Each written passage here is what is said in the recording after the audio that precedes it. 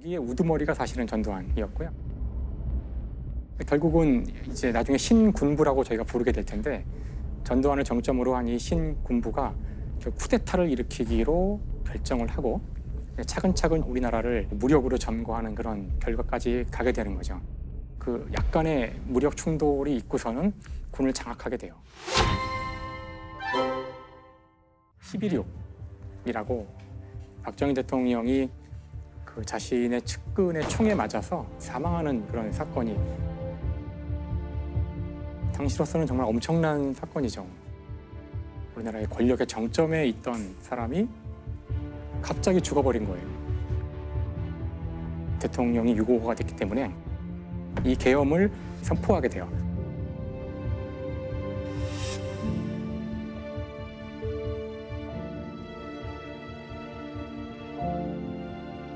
그러자 이제 그 이후에 수많은 일들이 벌어질 수 있는데 그때 일어났던 여러 가지 일 가운데 하나가 결국 이제 광주에서 일어난 이 비극이었는데 일단 대통령이 유고가 되자 빨리 이 사건을 누군가가 빨리 그 조사를 하고 해결을 해야 되잖아요. 네네. 그래서 이제 합동수사본부가 꾸려지는데 합동수사본부의 본부장을 맡은 사람이 바로 당시 보안사령관이었던 전두환.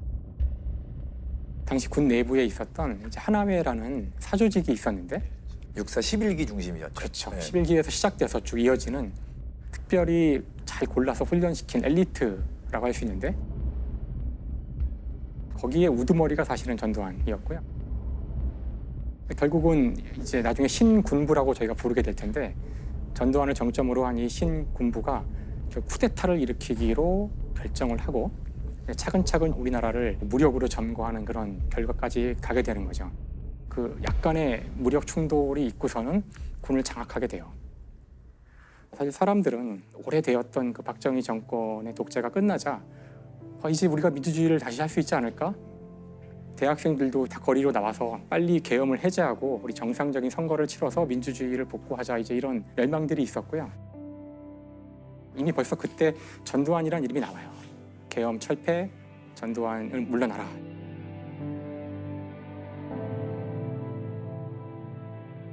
이때를 우리가 서울의 봄이라고 불리는 시기가 됩니다. 국민들은 임시로 약간 지나가는 그렇죠. 질서를 잡고 빠질 군부로 생각을 한 거죠. 하지만 이제 군부는 신군부는 사실 이런 것과 상관없이 거사를 준비하고 있었고요. 계엄이 선포돼 있었는데 이 계엄을 제주도를 포함한 전국 단위 계엄으로 확대를 하면서 그걸 이용해서 이제 권력을 쥐려고 한 것이죠. 그러기 위해서 잡은 D-Day가 5월 17일이었고요. 5월 17일을 겨냥하고 차근차근 이제 작업들을 진행하게 돼요. 그래서 우선 K 공작 계획이라 그래서 주요 신문사, 방송사, 뭐 통신사 이런 곳에 있는 한 100여 명을 1대1로 다 만나서 회유 협박을 하게 됩니다. 언론을 통제하는 거죠. 그다음에 이제 충정 훈련이라 그래서 이제 5월 17일 전국 단위 계엄을 확대하게 되면 그때 일어날 반란 내지는 저항을 막기 위해서 특수부대와 군인들을 훈련을 시켜요. 시민들을 대상으로 한 진압훈련을 시킵니다. 5월 17일은 계엄을 전국 단위로 확대하는 국무회의가 소집되는데 회의장에는 군인들이 다 이제 완전히 도열해서 강압적인 분위기를 그런 상황에서 거의 10분 만에 통과됐다 그러는데요. 그래서 그때 계엄 확대가 됩니다. 나는 대통령으로서 헌법과 관계 법령의 규정된 바에 입각하여 1980년 5월 17일 24시를 기하여 현 지역 계엄을 전국 비상계엄으로 정한 선포하고 모든 정치 활동 중지, 모든 대학은 휴교, 집회 및 시위 금지, 언론 보도는 모두 사전 검열. 우리나라 행정부의 기능은 중지되고 계엄군이 모든 것을 집행한다 이렇게 되는 거죠. 사실 이제 전국의 모든 사람들이 숨을 죽이고 다시 쿠데타가 온 거구나. 이러고 있을 때 단 한 도시가 이제 여기에 이제 저항을 하게 돼요. 끝까지 여기에 저항을 해서 이제 막대한 희생을 치르게 되는 것이 5.18 광주 민주화 운동이죠.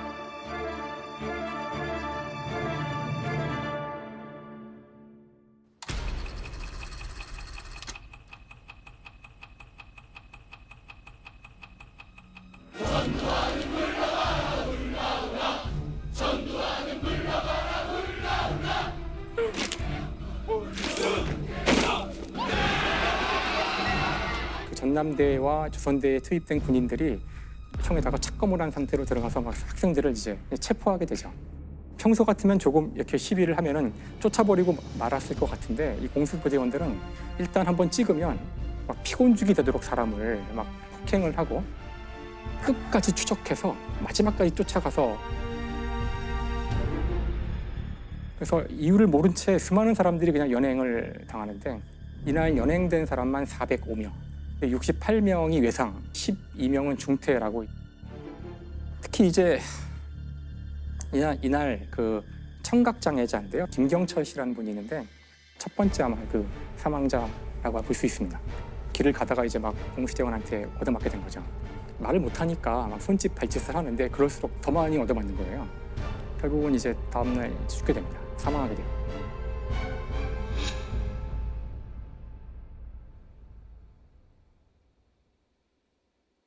(5월 19일) 되자 어제보다 더 잔인하게 이제 진압 작전이 시작됩니다. 그래서 신군부에서는 이제 공수부대를 하나 더 투입합니다.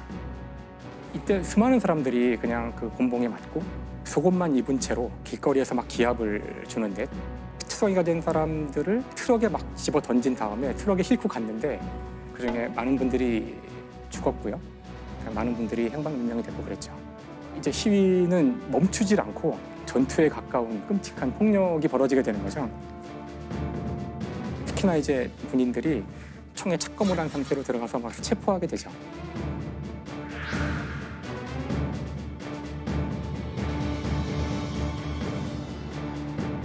대검에 의한 그 피해가 너무 커져가지고 병원에 너무나 많은 사람들이 칼에 찔려서 오는 일이 벌어지죠. 대검을 착검했다고? 시민들 진압하러 나가는데 보통 대검 착검은 전시 아니면 대검 착검할 일이 없죠. 살상 무기로서의 역할이지 그게 상황을 제지하겠다라는 의도보다는 훨씬 더 넘어서는 행위라고 봐야 되겠죠. 자기가 지켜야 될 장소에 가는 계엄군이 이미 착검을 한 상태로 그러니까 다른 지역에서는 그것만 보고도 아마 별로 저항을 할 의지 자체를 다 그렇죠. 잃었을 거예요. 5월 20일 오후가 되면 시내버스, 트럭과 택시 200대가 줄을 지어서 계엄군이 점령하고 있는 도청을 향해 갑니다. 금남로를 지나서. 그날 밤에는 이 사실을 제대로 알리지 않는 이제 방송국, MBC, KBS가 불타오르게 되고요. 진압이 안 되니까 이제는 정말 공수여단의 여단장이 그 실탄을 나눠주라고 합니다. 실탄을 이제 장전하게 돼요. 민간인을 상대로. 그렇죠. 그러니까 지금 보시면은 신군부는 광주를 상대로 시민들을 상대로 지금 군사 작전을 펼치는 거예요. 결국은 21일 날 오후에 엄청난 규모의 집단 발포가 이루어지는데 도청 앞 군수대 앞에서 애국가가 울려 나오는데 애국가가 끝남과 동시에 이제 군인들이 이제 집단 발포를 하게 됩니다.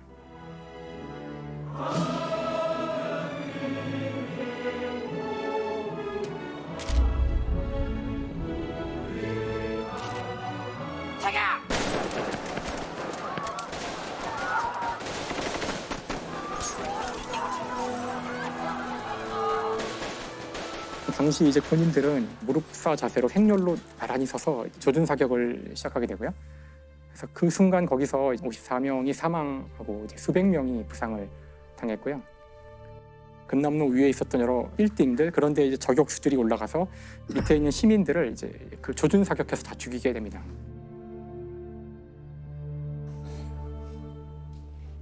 목격자에 따르면은 헬기가 동원돼서 헬기에서도 막 기총 소사를 했다는 이야기도 있었고요. 그 집단 발포의 발포자가 누구이고 누구의 책임인지를 놓고서 이제 나중에 논쟁이 벌어지게 되는데 그렇죠.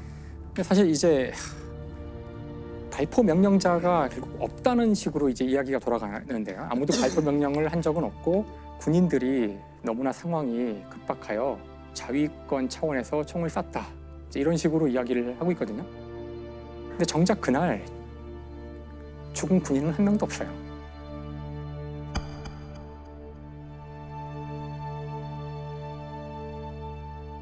이제 27일 날 이제 본격적으로 이제 진압 작전이 시작됩니다.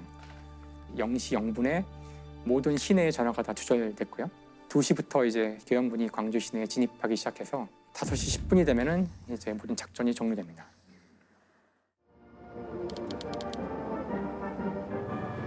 산당들에게 알린다. 상당들에게 알린다. 많은 폭도들이 투항하여 성명을 보장받았다. 아직도 늦지 않았으니 주저 말고 자수하라. 폭도에게 알린다. 폭도에게 알린다. 총을 버리고 자수하라. 계엄군은 그동안 광주 사태를 평화적으로 해결하기 위해서 전력을 경주해왔으며 그럼에도 불구하고 광주 사태는 극렬한 폭도들에 의해 악화되는 조짐이 보였다.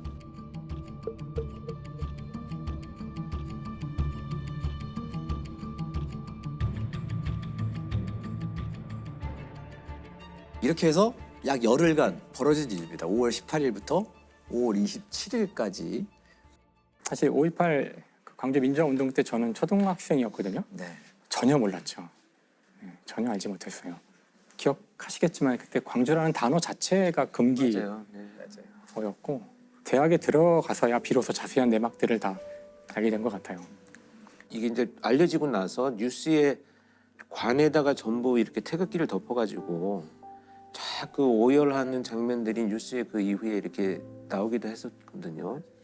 그때 이걸 보면서 가해자가 우리 대한민국 군인이었고 이렇게 많은 사람이 죽을 동안 왜 아무도 몰랐냐에 대해서 굉장히 충격적이었던 기억이 있죠. 제일 강렬한 그 워딩이 광주 민주화운동에 대해서 내란죄 포함해서 다 처벌해달라고 이제 시민단체가 이제 고발하고 있었는데 검찰이 계속 잡고 있다가 성공한 쿠데타는 처벌할 수 없다. 검찰이 네네. 그러면서 이제 불기소 처분했어요.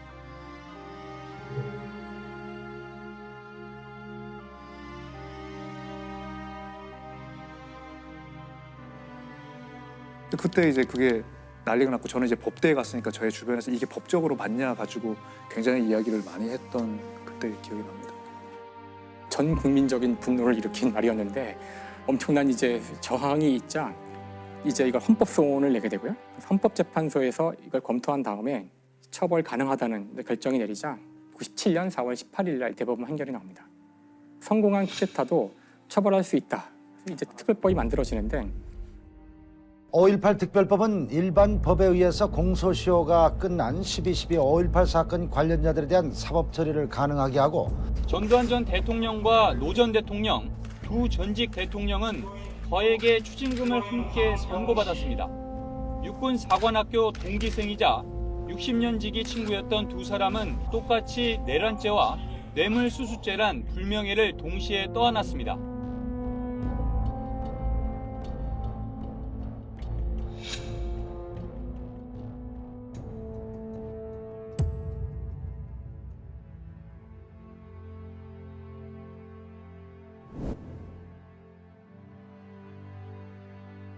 전두환은 이제 사죄 한마디 없이 세상을 떠났습니다. 여전히 논란거리도 굉장히 많죠. 그렇죠. 예. 당시 계엄군 성폭행이 정부의 첫 공식 조사로 확인됐습니다. 계엄군의 대규모 유혈 진압 작전을 전두환 씨가 승인했다는 걸 증명하는 문건이 발견됐습니다. 5.18 광주 민주화운동 당시 군이 시민들을 상대로 헬기 사격을 한 사실이 38년 만에 공식 확인됐습니다.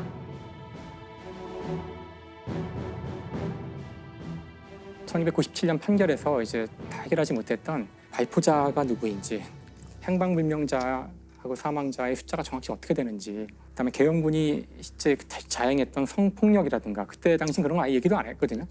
그다음에 헬기에 의한 사격이라든가 이런 것들을 우리가 다시 깨끗하게 좀 정리를 해야 되지 않을까. 그래서 사실 헬기 사격이 중요한 이유 중에 하나는 당시 발포 명령자에 대해 논란이 있잖아요. 누군지 모르니까. 헬기는 절대로 자위권 발동으로 총을 쏠 수가 없거든요. 그렇죠. 누가 헬기를 위협할 수 있겠어요? 그러니까 이제 그래서 이건 이제 굉장히 중요한 증거가 될 수 있고요. 245라는 숫자가 처음에는 의미를 몰랐는데 그 245가 빌딩에 남아 있는 그 헬기의 기총 쏘사 자국의 개수가 그러니까 탄은이 245개라는 뜻이더라고요. 245개는 난사를 했다라는 거죠. 네. 계속. 그 민주화운동이 있은 당시 거기 현장에 있었던 조비오 신부님이라고 계신데요. 조비오 신부님이 헬기가 그 기총을 쏘사했다. 이제 이런 증언들을 많이 했었거든요. 여러 증언들이 있었는데 당시는 신군부 쪽에서 헬기가 뭔지도 모르는 민간인들이 무슨 소리냐고, 그거 그냥 헬기 소리라고 이래가지고 당시 조사도 이루어지지 않아요. 그냥 제기만 됐다가 그냥 묻혀버립니다. 근데 2016년 전일 빌딩이 리모델링이 되는데요. 그 과정에서 파악이 되고 있지 않았던 그 탄흔에 대한 조사가 자세하게 이루어지게 돼요. 국립과학수사연구원이 총탄 흔적은 헬기 발포에 의한 것이라고 결론냈습니다. 국과수는 창틀을 뚫고 지나가거나 스쳐 지나간 총탄이 벽에 박혔다며 탄도를 계산했을 때 공중 정지 상태에서 비행 중인 헬기에서 쏜 것으로 보인다고 덧붙였습니다. 각도 같은 것들을 조사해 보면은 총알이 날라온 위치는 건물로부터 대략 한 50m 떨어진 지점에서 높이 8m, 30m 위에서 쏜 거예요. 안에서 쏜 것이 아니라. 그런데 그 일대에는 이것보다 높은 건물은 없어요. 이 건물보다 30m 정도 높인 위에서 이런 각도로 쏠 수 있는 비행체는 헬기밖에 없다는 거예요. 그럴 수밖에 없죠. 2018년 2월 국방부에서 헬기가 광주 시민을 겨냥해서 실제로 사격했다는 것을 이제 인정했죠. 특히나 이제 여전히 풀리지 않는 미스터리 중에 하나가 바로 그 5월 21일 집단 발포를 명령한 사람은 누구인가? 97년 이후에 발포자에 대해 새롭게 알아낸 사실이 몇 가지 있어요. 당시 이제 이군 사령관이 5월 23일 그 전두환에게 보여준 문서가 있는데 그 문서에서는 진압작전에 대한 제안을 하는데 그것에 대해서 각하께서 굿 아이디어라고 하셨다. 당시 이제 증언에 따르면 이 각하는 전두환이다. 적어도 이제 충정작전, 그러니까 진압작전을 동의했다는 거는 이제 기록에 있는 듯한 거죠. 그 어떤 자료가 또 발견됐냐면은 광주의 경찰이 T공수여단의 그 사령부에서 일어나고 있는 일을 이렇게 와서 참관하고 그랬대요. 참관하고 돌아가서 쓴 서류에 남아 있는 건데 일종의 그 정보 보고서 같은 거군요. 그렇죠. 예. 제3공수여단의 그 작전본부죠. 거기에서 진돗개 하나가 발령되었다는 이야기를 들었다는 거를 보고 와서 이렇게 기록을 한 거예요. 네.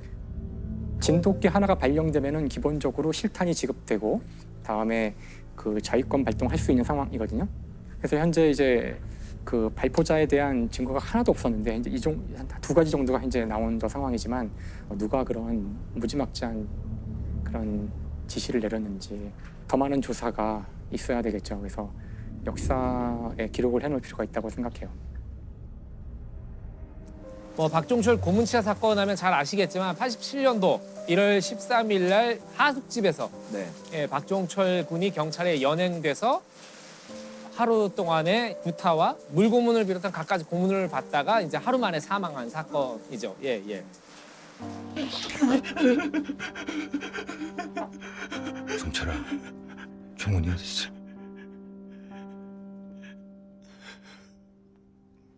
몰라요. 진짜 몰라요. 살려주세요. 몰라요. 일어나.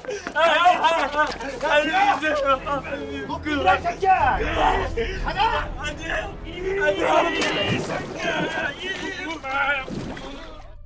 상당히 이제 복잡하고 많은 일들이 있었던 사건이거든요. 그래서 그분들께 들었던 이야기와 제가 좀 조사를 해서 말씀을 드리는데 1월 14일 날 87년 1월 14일 날 오연상이라는 의사분이 중대 용산병원에서 이제 근무를 하고 계셨어요. 이분이 호출이 와서 갔더니 환자가 발생한 것 같으니까 빨리 이제 가서 응급 치료를 하라고.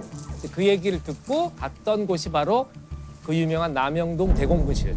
예. 유명한 남영동 대공부실. 그렇죠. 수많은 이제 고문과 불법 수사가 자행됐던 곳인데 어찌 보면 참 우리 역사에서 되게 뼈아픈 부분들을 담고 있는 게 이 건축물 자체가 고문에 최적화된 건물이에요.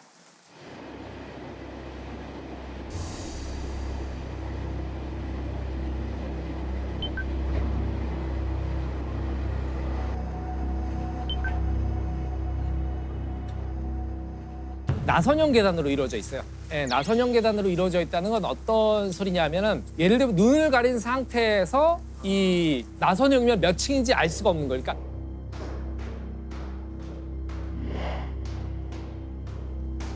그리고 또 하나가 뭐냐면 가혹 수사를 자행하다가 수사관들끼리 이 자식 안 되겠네. 지하실로 데려가. 그리고 나선형 계단을 이제 눈을 가리고 데려가는 거예요. 남영동 대공부실 그 건물에는 지하실이 없어요. 말로만 지하실이라고 얘기하는 거군요. 그렇죠. 16개의 조사실이 있습니다. 16개의 조사실이 있는데 이쪽에 이제 문이 있으면 이쪽 방은 이렇게 있고 그러니까 다 이렇게 엇갈리게 만들어서 지그재그로. 왜냐하면 고문 받는 사람이 혹시 문이 열렸을 때 저쪽 방의 고문 상황을 못 보게 만든 거죠. 그리고 이 방 문을 열게 되면은 희미한 불빛 아래서 이제 폐쇄적인 고립감을 극대화시켜서 이제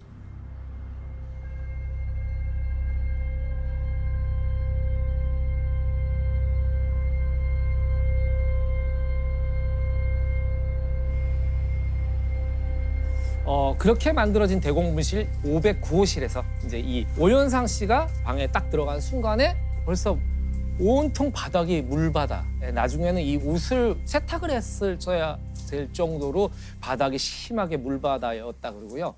박종철 군 대학생, 젊은 대학생이 온몸에 물이 흠뻑 젖어 있는 상태로 이제 누워 있었다는 거예요. 갔더니 경찰관들이 어떻게 얘기했냐면 이 친구가 우리한테 조사를 받다가 너무 전날 먹은 술에 갈증이 나서 계속 물을 달라고 해서 물주전자를 갖다 줬더니 몇 주전자를 먹더니 갑자기 쓰러졌다. 그래서 빨리 처치를 해달라. 그래서 이분이 환자를 보잖아요. 이 귀에다 댔더니 뱃속에 이제 물이 꿀렁꿀렁 거리는 소리가 들렸다 그래요. 그래서 이분은 벌써 이건 뭔가 심상치 않다. 이미 사망했습니다. 살리세요. 빨리 그래도 응급처치하라. 이 사람 죽으면 안 된다. 그래서 이제 경찰관들이 보고 있는 상황에서 이분이 이제 응급처치를 했는데 사실은 이분은 이 시신한테 하고 있다는 생각을 지울 수가 없었던 거죠.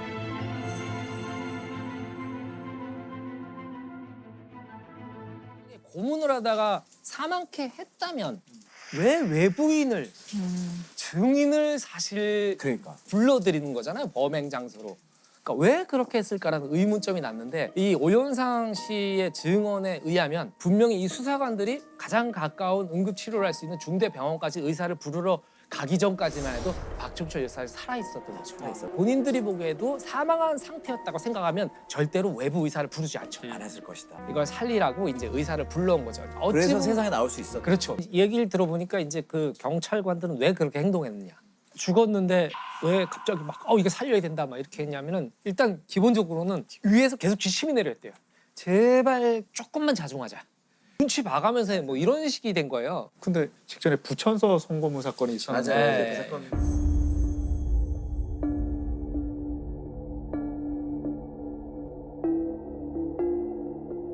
지난 1986년 서울대 의류학과에 다니던 중 경기 부천시의 의류공장에 위장 취업했다가 부천경찰서로 연행돼 성고문을 당했습니다.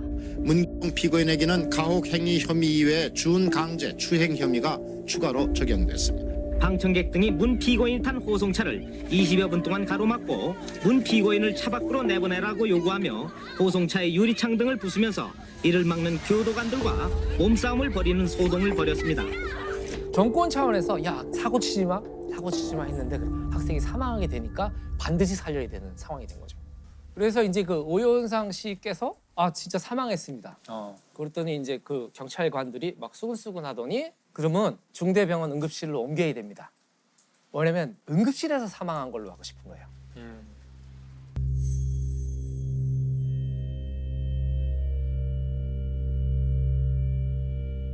이 형사들은 계속 이제 시신을 어떻게든 끌어내려고 하는 와중에 저쪽 방에 있는 전화기가 보였대요.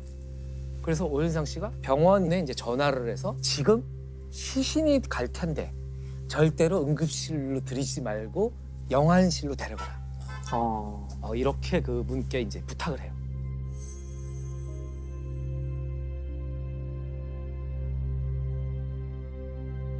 아니 이거 딱 봐도 시신 같은데 왜 응급실로 가냐? 영안실로 가야 된다고. 그래가지고 경찰관들이 응급실로 가지 못하고 시신을 경찰병원으로 다시 이동을 합니다. 사실은 여기서 역사의 변곡점이 첫 번째로 이루어진 거죠. 그러면은 이미 죽은 상태에서 간다라는 게 알려지죠. 그렇죠. 굉장히 용기를 발휘한 거네요. 그렇죠. 목숨 걸고 사실 한 거네요. 그거 무서운 사람들이잖아요. 무서운 사람들이죠. 그리고 봤잖아요. 이 무시무시한 공간에서 그런 일들이 벌어졌다는 걸 알고. 그리고 이제 이 사건이 경찰은 물론이고 검찰에도 알려져. 아주 은밀하게 알려져요. 중앙일보의 신성호 기자라고 계셨어요. 검찰청에 왔다 갔다 하시잖아요. 그 기자분들이. 근데 갔는데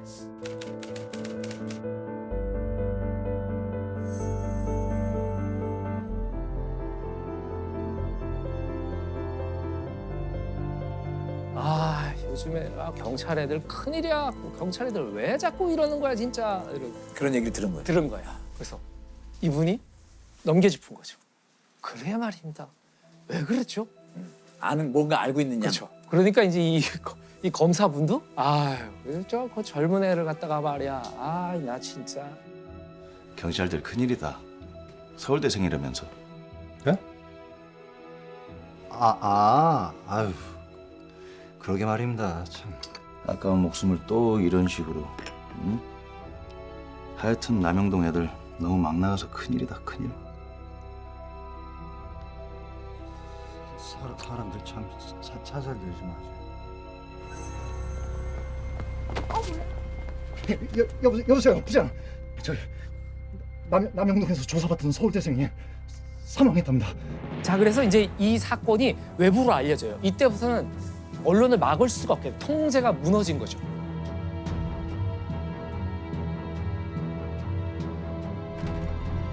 여보세요. 저 기사 봤습니다. 네? 아니 이거 팩트잖아요. 팩트고 나가리고 도도지지 먹겠다고 지금 아주 너 영화방에 들어가서 꼼짝하지 말고 있어. 운발에 대한 잡히면 넌 맞아주고 뭐야 이 새끼야. 나와. 따라와. 너이 새끼야.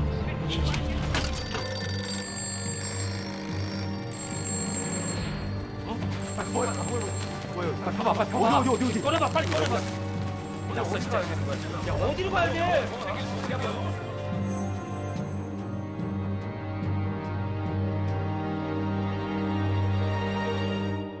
흥분한 수사관이 책상을 탁 하고 치니까 억 하고 쓰러지더랍니다. 말도 안 되는 이야기를 하니까 이제 더 끌어올렸던 거죠. 언론사에서 앞다퉈 취재 경쟁을 벌입니다. 이 검안을 했던 의사 오현상 선생한테 이 기자들이 찾아옵니다.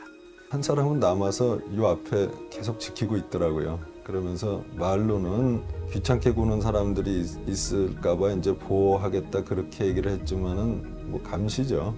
그 앞에서 계속 대기하고 있었는데 화장실을 갔다가 어떤 젊은 분이 와가지고선 물어보시더라고요. 화장실 너무 오래 기다렸어요. 바닥에 물로 흥건했습니다. 욕조가 있었고요. 폐에선 수포음도 들렸습니다. 그러니까 물고문이라고 얘기하진 않았어요. 이분은 본 대로 들은 대로 이야기를 이제 한 거죠. 그리고 이제 오현상 씨는 이 얘기를 하고 16시간 동안 조사를 받습니다. 예, 좀 이렇게 혹시나 학생 때 운동권이셨습니까? 아니요, 저희 집은 굉장히 보수적인 집안이고 저 역시 정치적으로 보수적인 사람이었습니다. 그런데 왜 그렇게 용기를 내신 거죠? 그 얘기를 하시는 거예요. 나는 의사고, 그렇죠. 본대로 이야기해야 되는데 이걸 은폐하라는 게 자기 눈앞에서 보이니까 뭔가 솟구쳐 오른 거죠.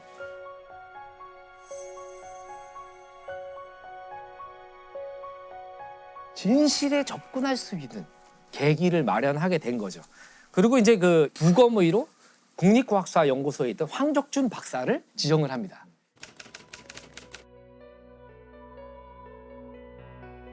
경찰병원에서 보통 이제 부검을 실시했대요.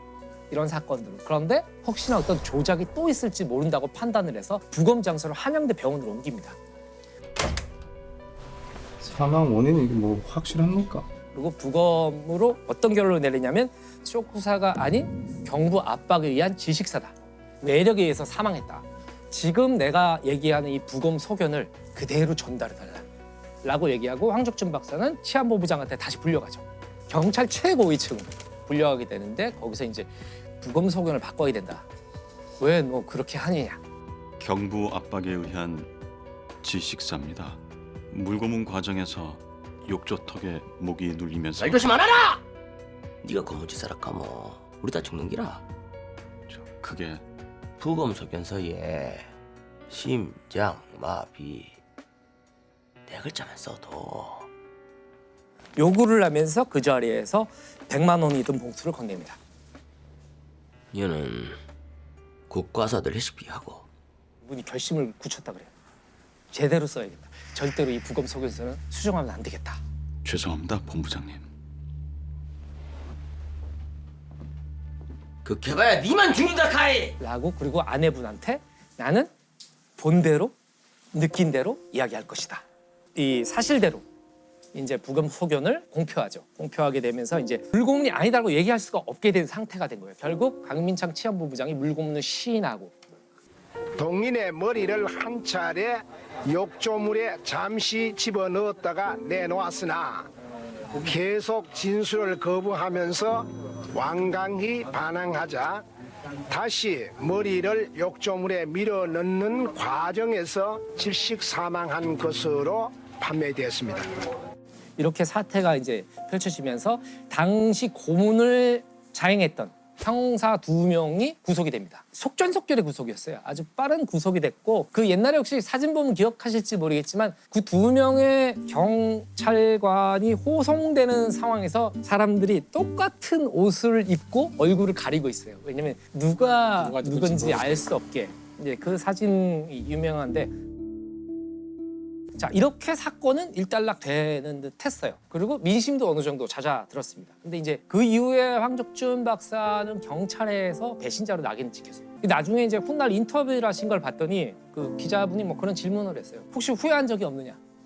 당신이 평생 가던 길에서 지위를 잃었는데 그랬더니 그분이 후회는 안 했어요. 잘못한 건 아니잖아요?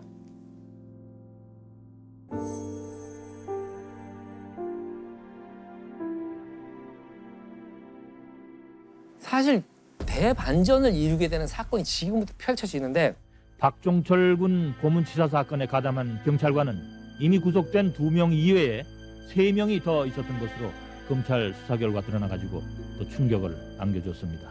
이미 구속된 2명이 최근 심경의 변화를 일으켜서 공범을 폭로한 것으로 밝혀졌습니다. 사건 당시 수사반장을 맡았던 조한경 경위와 가장 나이가 어린 강진규 경사가 모든 책임을 지기로 하고 나머지 이 3명은 책임을 지우지 않기로 한 것으로 밝혀졌습니다. 이부영 전 의원이라고 혹시 잘 아시죠? 예. 이부영 전 의원이 이제 시국 사건으로 수감돼 있었는데 밤마다 계속 누가 우는 소리가 들리는 거예요. 그리고 또 누구 한 명은 막 찬송을 부르고 기도하는 소리가 들리는 거예요. 서영수야? 이번에 서울대생 고문해갖고 죽인 놈들이야.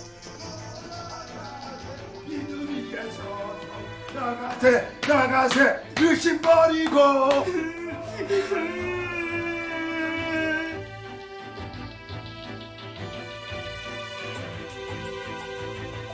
밤마다 그러니까 이분이 도대체 저 무슨 억울한 게 있길래 근데 이 2사람이 억울하다. 억울해서 총대를 맸다. 이부영 전 의원이 이제 그걸 듣게 돼요. 네, 그걸 듣고서 당시에 한재동 교도관이라고 그러시거든요.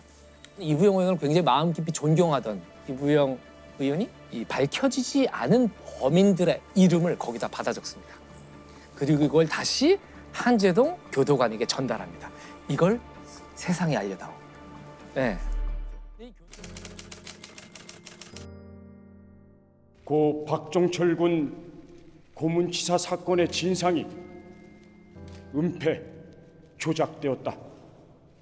박종철 군을 직접 고문하여 죽음에 이르게 한 범인은 2단 5과 2개, 학원분과 1반, 경위 조한경, 2개 1반, 경장 이정호, 2개 1반, 경위 황정웅, 2개 1반, 경사 반금곤, 2개 5반, 경사 강진규.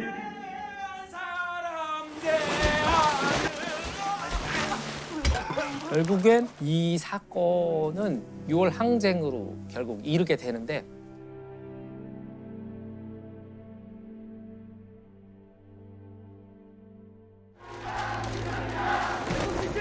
안겨라요 군사독재 끝장내자 불장내자 못잡겠다 모든 정말 몰아내자 한천만이 당겨낸다 군사독재 하거라.